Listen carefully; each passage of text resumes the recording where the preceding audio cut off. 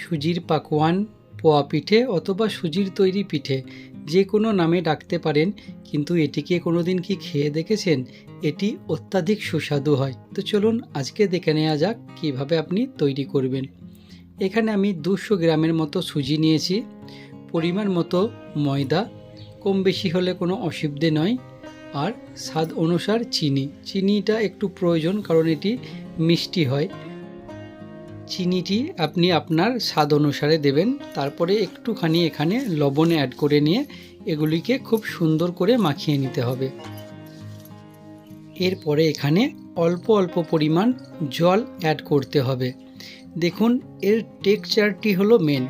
বেশি একটু মোটা হলেও চলবে না এবং পাতলা হলেও চলবে না, অ্যাকুরেট এখানে টেক্সচারটি তৈরি করে নিতে হবে।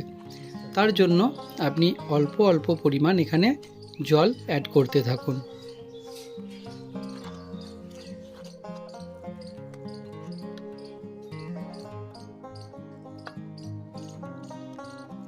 তো অল্প অল্প জল অ্যাড করে আর এটিকে খুব সুন্দর করে মাখিয়ে নিতে হবে। একটা সময় আসবে আপনি বুঝতে পেরে যাবেন যে টেক্সচারটি তৈরি হয়ে গেছে।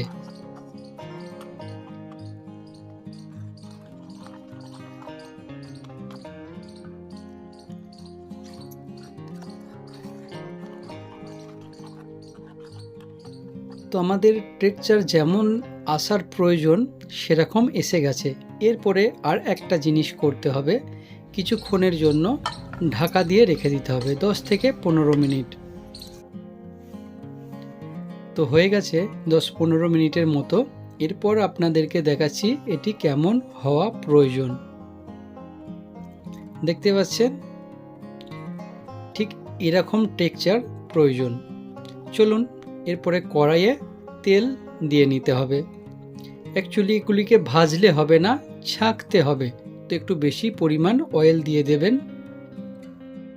কড়াইয়ে তেল সম্পূর্ণ পরিমাণ গরম হয়ে গেলে একটি গোল চামচ নেবেন এবং তাতে ঠিক এইভাবে তুলে আলতো করে দিয়ে দেবেন।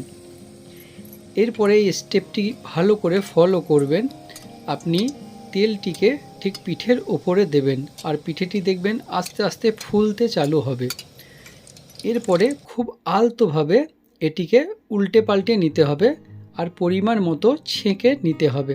আপনারা দেখতে পাচ্ছেন এটি কত সুন্দর ফুলে গেছে আর এই পিঠেটি আপাতত রেডি হয়ে গেছে। এটিকে আমি তুলে নেব আর একটি পিঠে এখানে তৈরি করে দেখাচ্ছি, তারপরে দেখবেন কেমন পিঠেগুলো তৈরি হলো। তো বন্ধুরা, আপনার পিঠেটি যেন ফোলে, যদি না ফোলে আপনার পিঠে তৈরি হবে না। আর অতি সাবধানে আপনি এটি তৈরি করবেন, গ্যাসের ফ্লেমটা আপ ডাউন আপনি করে নেবেন। তো আপনারা দেখতে পাচ্ছেন দ্বিতীয় পিঠেটিও কত সুন্দর এখানে তৈরি হয়েছে। তো চলুন দেখে নেওয়া যাক কেমন এই পিঠে তৈরি হলো। তো বন্ধুরা, সুজির পাকোয়ান বা পোয়া পিঠে সম্পূর্ণ রেডি। আপনারা দেখতে পাচ্ছেন কত সুন্দর এখানে নরম তুলতুলে হয়েছে। তো এটা অবশ্যই বাড়িতে ট্রাই করবেন।